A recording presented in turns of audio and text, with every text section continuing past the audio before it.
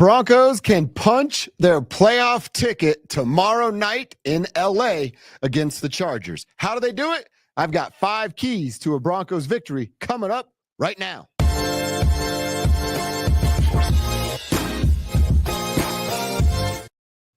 How do the Broncos beat the Chargers? How do they get that playoff percentage all the way up to 100%? That's exactly what a win in Los Angeles on Thursday Night Football would do for the Denver Broncos. So how do they do that? Well, I got 3 things that I want to see. I got 2 more things that they absolutely have to avoid to get the victory. Let's start with what I want to see. And it starts with the wide receivers. Now, obviously, Bo has to be better. That goes without saying. But I want to go a little bit deeper than the low-hanging fruit of just quarterback has to play better. That's obvious, and we all know that. How does he play better? Well, he gets wide receivers involved. He gets Devon Vele involved. I know you think I was going to talk about Courtland Sutton first. No, Devon Vele gets involved. Go all the way back to week 6 when Devon Vele, a 7th-round draft pick, led the Broncos in catches and receiving yards. And nothing was crazy downfield over the top shots. It was all these little drag routes, slant stuff in the middle of the field because the Chargers, they want to bring pressure. They're 8th in the NFL right now with 40 sacks. The Broncos happen to be number 1 with 49, but it's a different conversation for another day. They're going to bring the pressure. They can get it with their interior defensive linemen, but you'll see some second-level blitzes from the Chargers, and that is exactly where Devon Vele comes into play.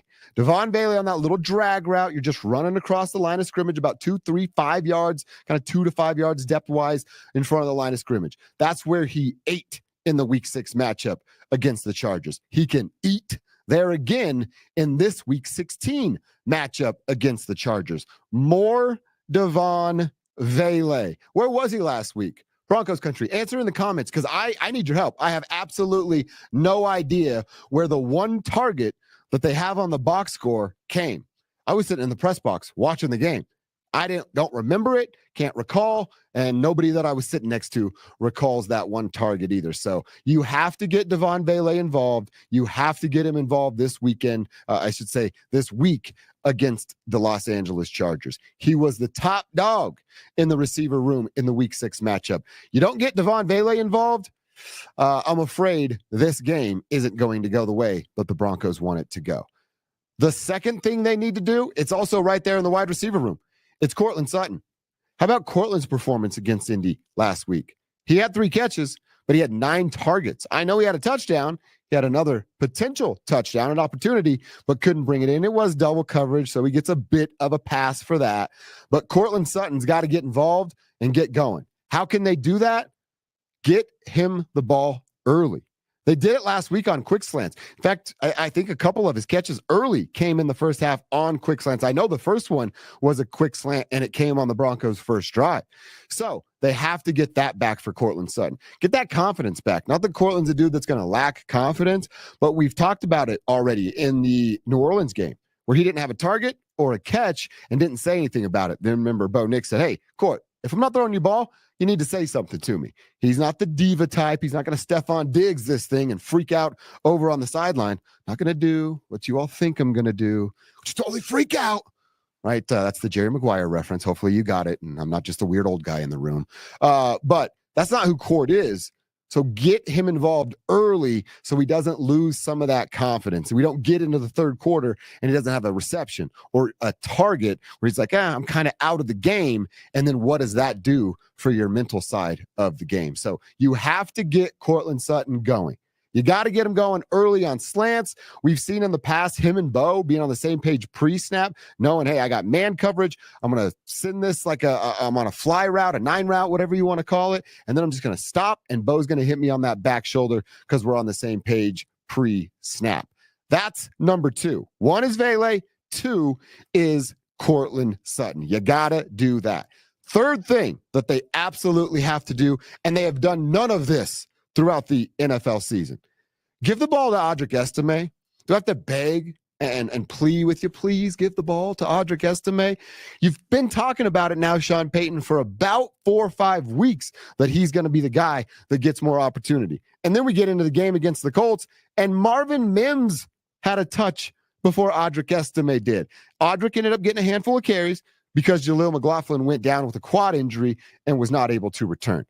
It is time to see Audric Estime. It's time to pull the plug on Javonte Williams, and it's time to insert Audric Estime. Let's see what the young fella from Notre Dame can do starting this week against the Los Angeles Chargers. And I'm not saying 20 catches, 20 carries, 25 touches combined with everything else. Can we get 10? Can we get 12 carries for the young man to see what he can do with the football? And I might have to check in with some of my old offensive line friends, but I would imagine the running back shuffle, the running back roulette that Sean Payton seems to play week in and week out, that can't be easy for the offensive line. There's running styles. There's certain things that Jaleel wants to get to the edge and break the seal and get on the outside. That's not what Audric Estime is trying to do. That's not what Javonte Williams is trying to do. More rhythm and more regular use of one running back, it's going to open up so much more for not only the running back room, but also those offensive linemen that are going to get used to a certain running style. So I want it to be Audric Estime. If it's a two-headed monster, then I'd love for it to be Audric Estime and Jaleel McLaughlin. Jaleel McLaughlin's injury status is TBD. We'll find out here real soon, but as of right now, you don't know what his game status is going to look like. So for me, it's Audric Estime and Jaleel McLaughlin. Javonte, sorry, man. You're the odd man out starting this week. So those are the three things I want them to do. What do they need to avoid? Well, I'm going to tell you what they need to avoid. And it's not doing what you did in the week 6 matchup. You remember that? They lost 23-16. It was a weird score. And they didn't get to those 16 points until the fourth quarter. They were scoreless in the first 3 quarters. 45 minutes of football, and they could not find the back of the end zone or even boot a ball through the uprights for a field goal. You obviously have to start earlier. You have to start strong, fast. The first drive in that Chargers game, it's an interception. We know Bo Nix threw an interception.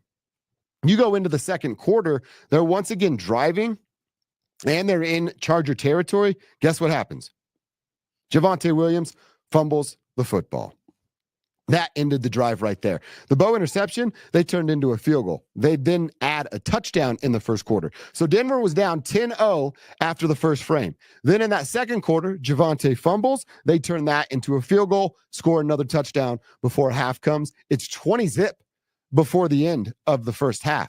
Now, like I said, in the second half, VJ's defense stepped up. They only gave up 1 field goal. The offense finally showed up in the fourth quarter, but at that point, it was too little too late. So you have to start fast. I would love to see the Broncos start with a football, drive down, and make it an opening drive touchdown. You would take away some of the scripted plays that Harbaugh wants to do. They want to run the football. You get yourself an early lead, you're going to take a little bit of that away. And I know it sounds weird to be like, yeah, make Justin Herbert beat you with his arm. Yeah, he can. He is a top-tier NFL quarterback. But do me a favor.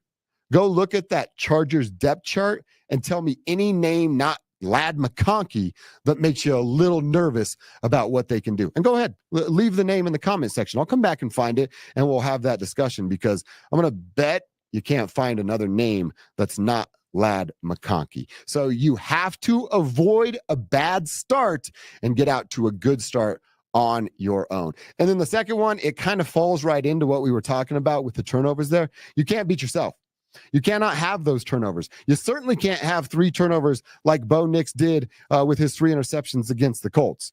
Yeah, it was a bad game. He threw 3 interceptions, and they still found a way to win 31-13. So you can't beat yourself with turnovers via interceptions and Bo Nix or fumbles with Javonte, Audric, Jaleel, Marvin, whoever's going to be carrying the football. You cannot do that. And by the way, speaking of Marvin, there's another big difference for this game. He had 10 total yards in the week 6 matchup. Dude had 97 punt return yards a week ago in the win against the Colts. So get Marvin involved, get Vele involved, get Sutton involved early, and please let me see Audric Estime hold the football, run with the rock. You do those things, very confident that the Broncos can win this game against the Chargers. You do those things and you don't beat yourself up, don't turn the ball over, I'm 100% confident that the Broncos will have 100% playoff chances after the game in SoFi. This has been Dover on Denver, and now I'm done.